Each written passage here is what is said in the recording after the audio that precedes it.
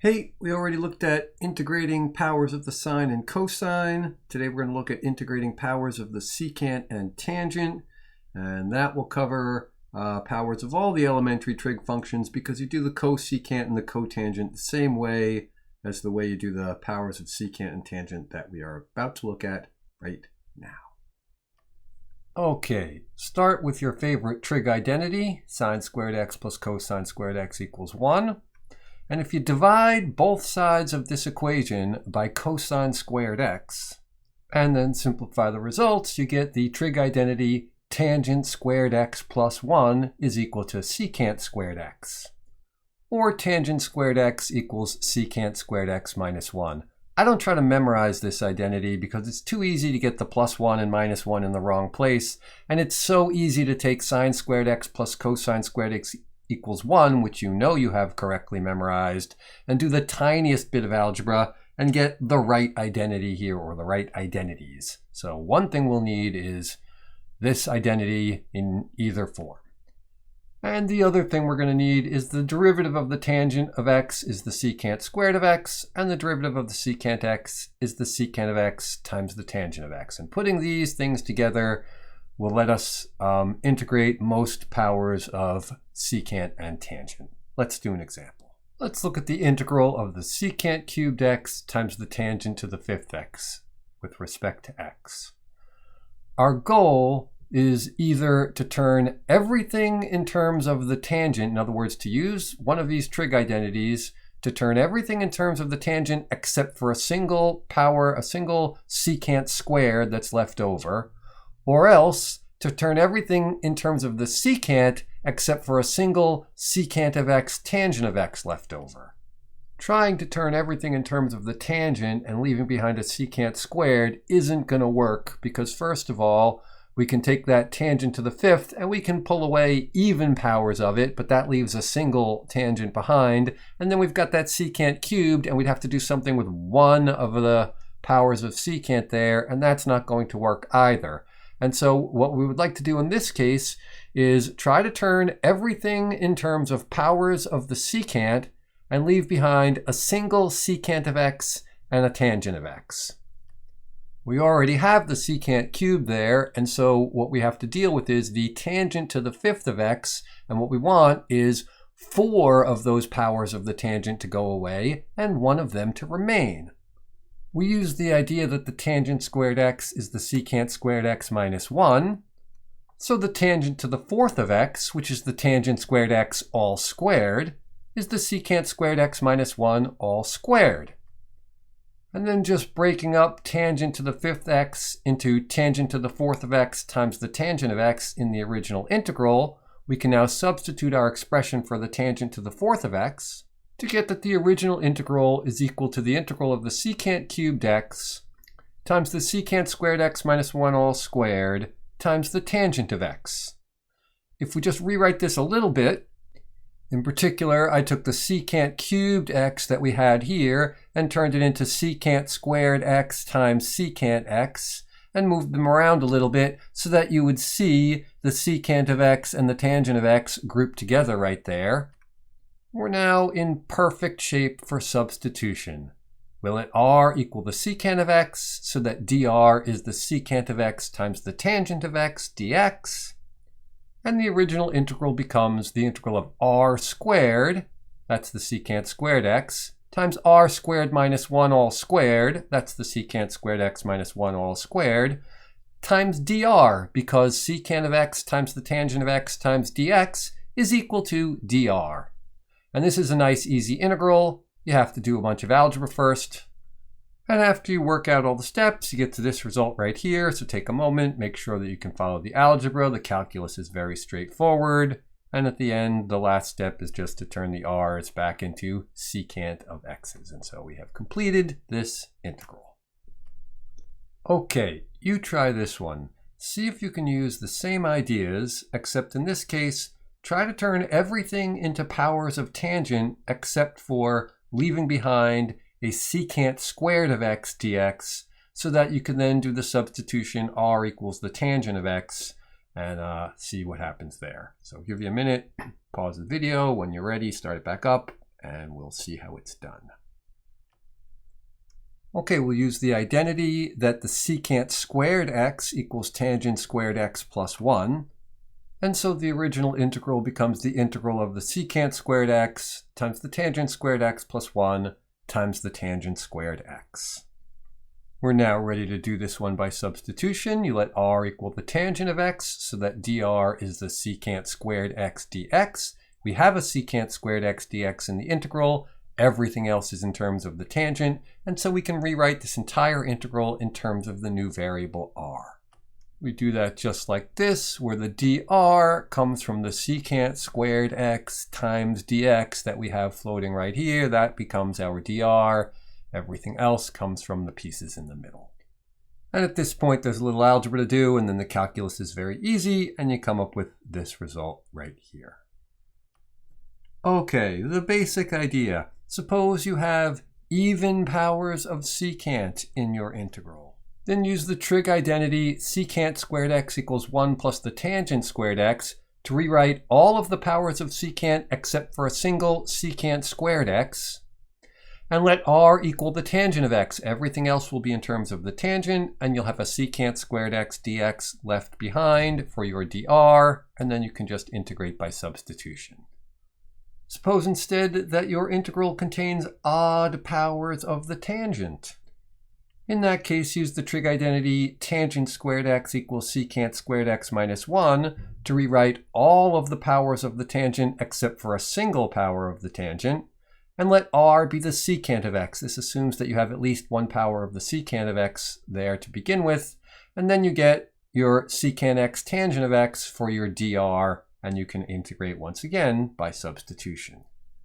And you might be saying to yourself, what if both of these happen? What if I have both even powers of the secant and odd powers of the tangent? Great, pick one, do it either way. It'll work fine either way, your choice. And now you're saying to yourself, what happens if neither one happens? If I have only odd powers of the secant and even powers of the tangent? Well, then you have to do something creative.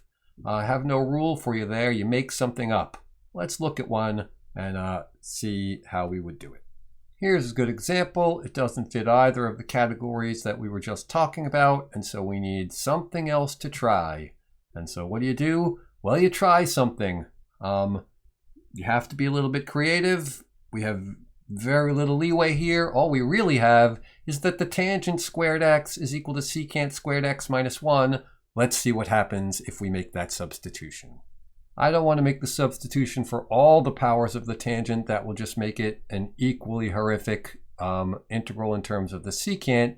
But if I turn two of the powers of the tangent squared, into secant squared x minus 1, and leave 2 as tangent squared x, then maybe something good will happen. If we distribute here, then we can break this into two integrals.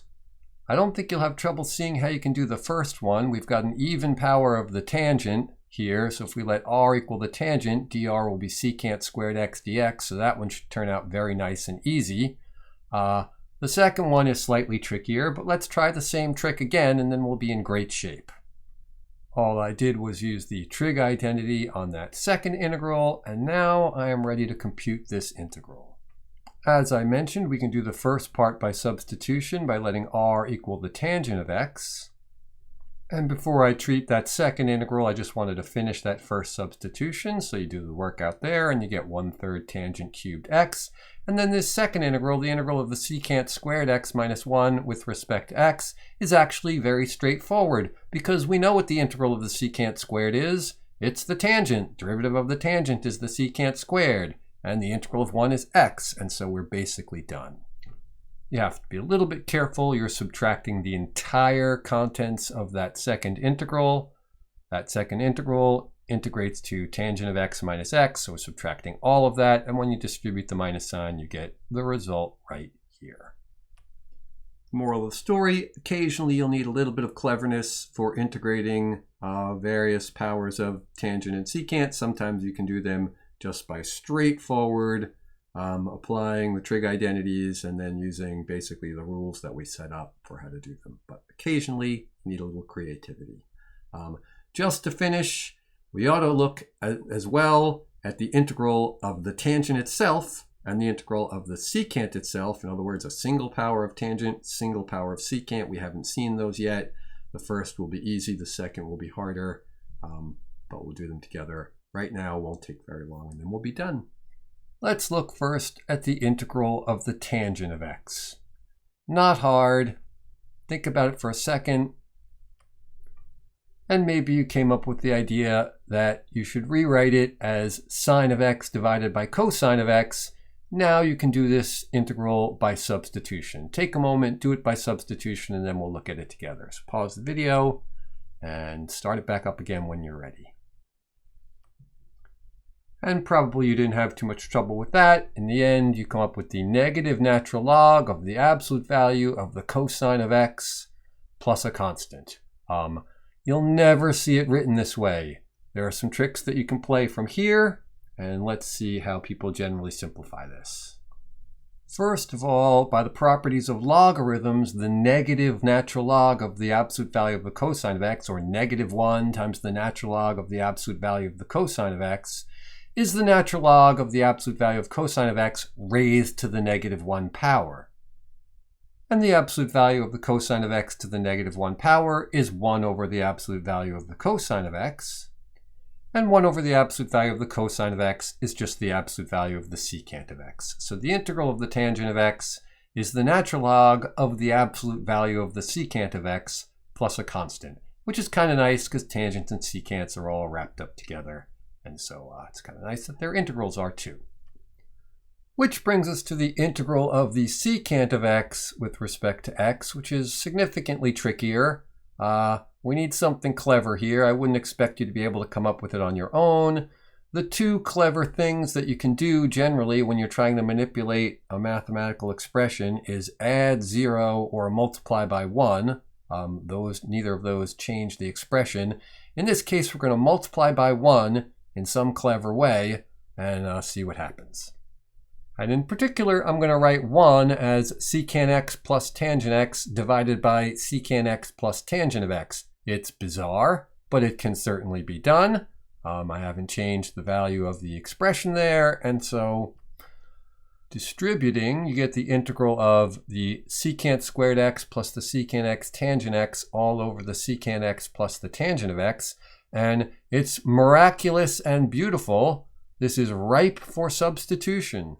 In particular, if I let r equal the secant x plus the tangent of x, then dr is secant x tangent x plus secant squared x all times dx, and that's exactly what I have in the numerator.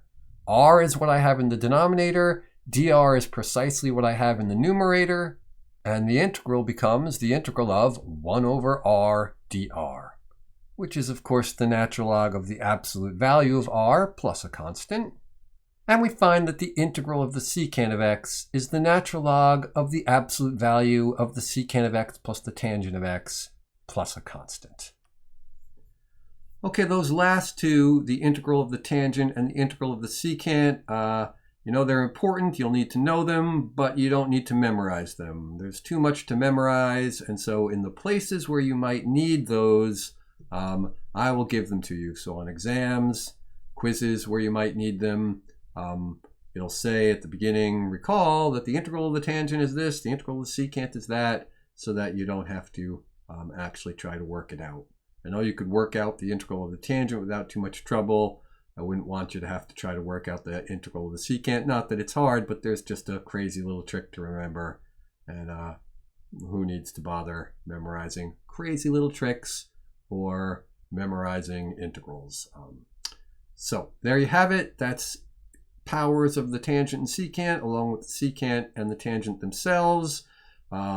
Just to round out all of the elementary trig functions, we did powers of sine and cosine. We just did powers of tangent and secant. You say to yourself, what about powers of cosecant and cotangent? You do them the exact same way that we did powers of the secant and the tangent. Same trig identities, more or less. Start with sine squared x plus cosine squared x equals 1, but instead of dividing by cosine squared x, divide by sine squared x, and there's really nothing different in integrating powers of cotangent and cosecant. And you will actually have to do some of that with the next technique that we look at. But for now, let's just take a look at integrating powers of the secant and the tangent. Let's take a look at that on a homework assignment. There's one up. Give it a whirl, and we'll talk about it in class. Enjoy. See you soon.